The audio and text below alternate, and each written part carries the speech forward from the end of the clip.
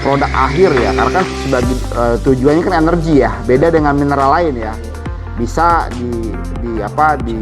ekstraksi menjadi digasifikasi atau dicairkan misalnya gitu kan, tapi kan itu juga perlu ada kos tambahan ya. Jadi menurut saya ya tinggal itu adalah hitung-hitungan ekonomi saja gitu.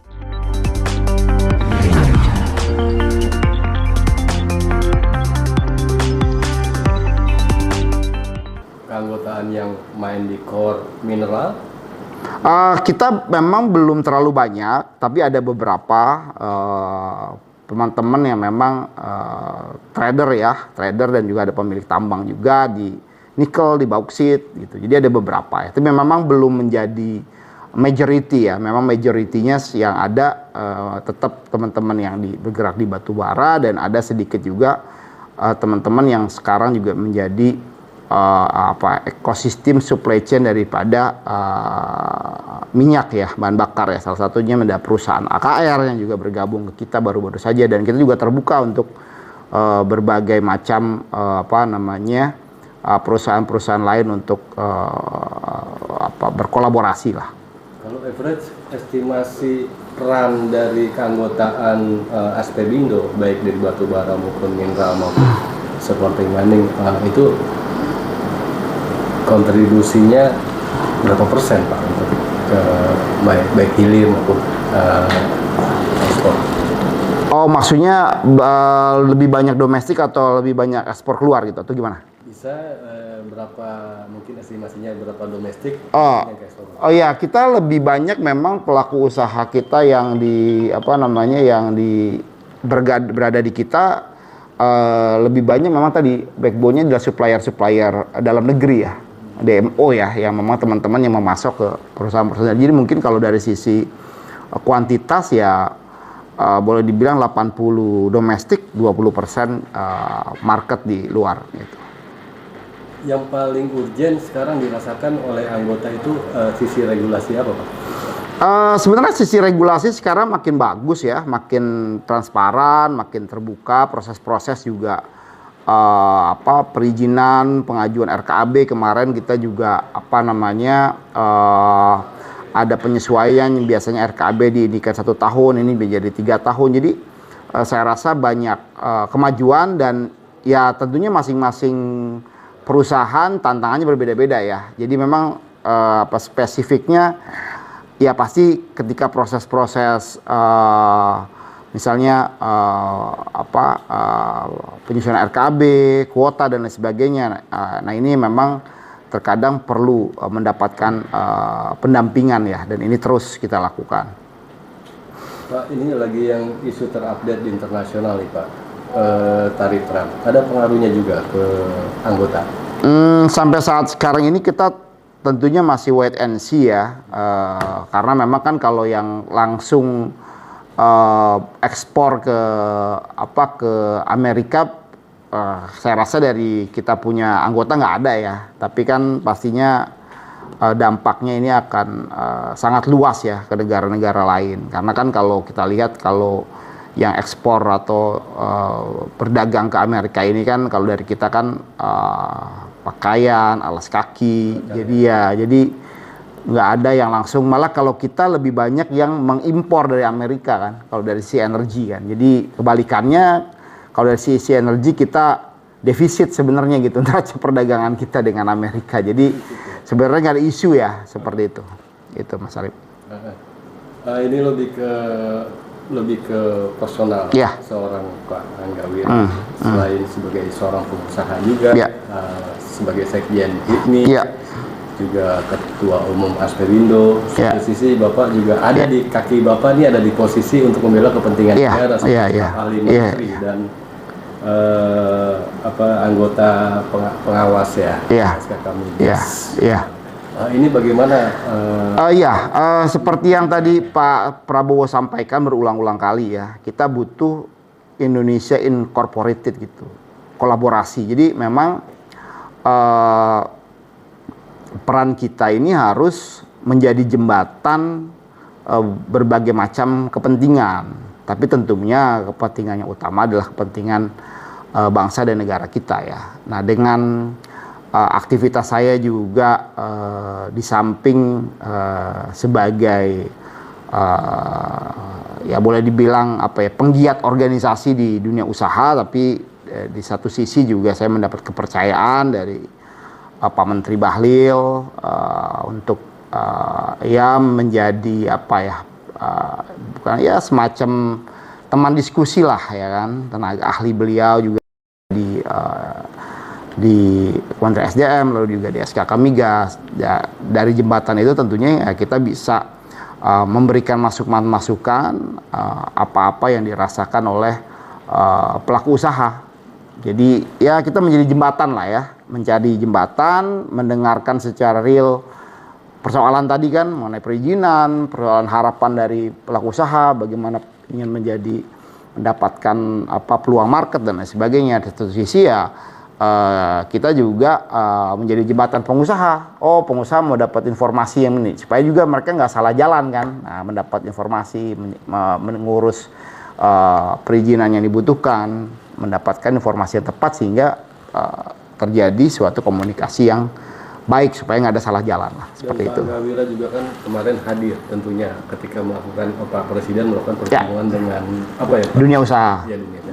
Ya, di situ banyak masukan pengusaha minta beri kami keleluasaan dong atau iya ya, makanya perlu artinya aparat birokrat dalam hal ini juga penegak hukum ya perlu mendengar persoalan-persoalan, karena kan yang berhadapan langsung di lapangan itu kan para pengusaha kan. Nah, aturan-aturan yang desain atau disusun oleh pemerintah ya harus aturan-aturan yang memang sesuai juga dengan kebutuhan gitu loh. Jangan sampai pengusaha maunya begini untuk memudahkan, tiba-tiba pemerintah ngasih aturan yang akhirnya membuat rumit ya. Seperti kemarin kan ada soal pembahasan mengenai kuota gitu kan.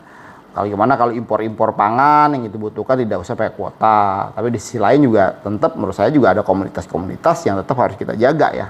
Supaya ketahanan industri yang sudah ada ini bisa berjalan dengan baik. Kalau memang dibuka begitu saja ya pastinya kita akan kalah kompetitif dari perusahaan-perusahaan mungkin yang ada di China. Di selain misalnya kita juga sudah ada proses bagaimana penguatan TKDN gitu ya. Tapi di sisi lain juga TKDN ini ya terkadang misalnya ada beberapa perusahaan-perusahaan yang menganggap ini menjadi bottlenecking ya, makanya. Tapi kan ini menurut saya ya TKDN ini kan bagian sebuah afirmasi ya. Kalau itu dananya proyek dana pemerintah ya tentunya pemerintah punya PBN misalnya punya suatu keberpihakan untuk menggunakan produk-produk negeri, itu sah-sah saja. Tapi kalau memang itu swasta murni ya silakan saja kan. Tapi kalau pemerintah ya tetap harus punya afirmasi kebijakan yang memang menurut saya juga harus melindungi dan memberikan kemudahan untuk pelaku usaha di dalam negeri. Satu lagi nih sebelum pertanyaan. Pak, Indonesia pemerintah khususnya Presiden Prabowo akhirnya memilih proses negosiasi. Walaupun beberapa negara telah melakukan negosiasi, tetap aja akhirnya endingnya sama Trump dikenakan tarif. Indonesia kena 32% untuk impor yang masuk ke sana. Dan Pak Presiden memilih negosiasi dengan pertimbangan, ya wis kita tambahkan dah kuota impor dari Amerika itu LPG dan migas. Bapak juga kan sebagai staf ahli Menteri Migas, setuju dengan pandangan? Iya, menurut saya kita juga tidak perlu menanggapi apa yang disampaikan oleh Amerika ini menjadi salah satu hal yang ya dengan emosi ya, itu kan saya rasa hak juga daripada Amerika. Ya, begitu juga kita juga punya hak ketika kita mau menerapkan suatu aturan yang ada gitu. Nah, hanya tinggal ya apa yang di Amerika sampaikan, kita juga bisa melakukan suatu negosiasi ya gitu. Dan kalau kita lihat juga dari neraca perdagangan kita kan yang ke Amerika itu kan nggak nyampe 10% ya, hanya 9, sekian ya persen. Ya, jadi menurut saya dengan Amerikanya sih nggak begitu sulit ya, saya rasa ya.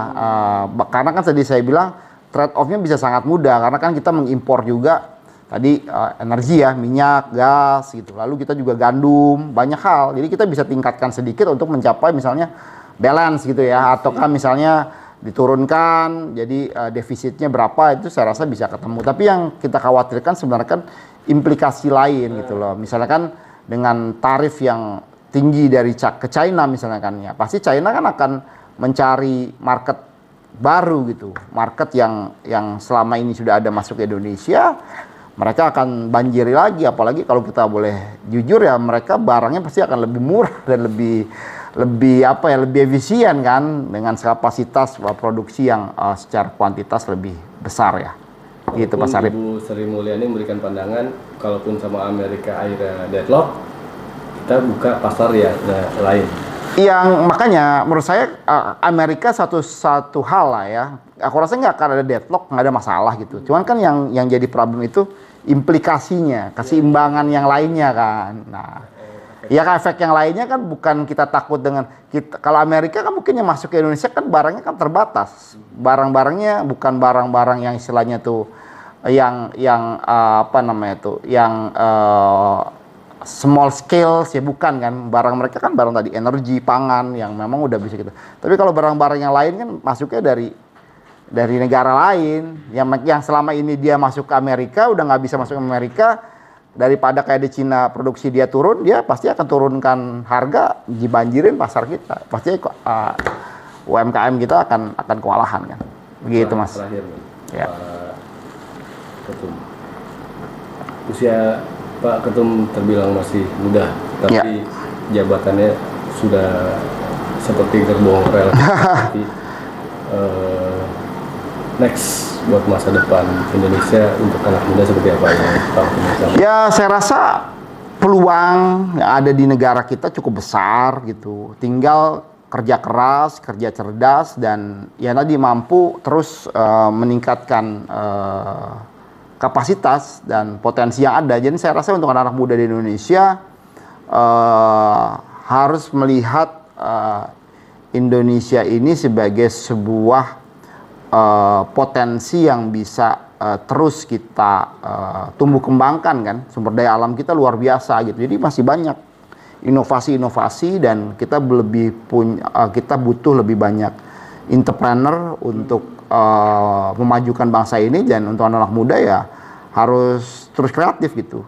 Kerja keras, kerja cerdas, kerja tuntas gitu. Dan pastinya dengan dengan kolaborasi ini potensi Indonesia untuk menjadi negara maju dan menjadi negara yang besar ini terbuka lebar ya. Tapi challenge-nya kan tadi kan peningkatan kapasitas sumber daya manusia.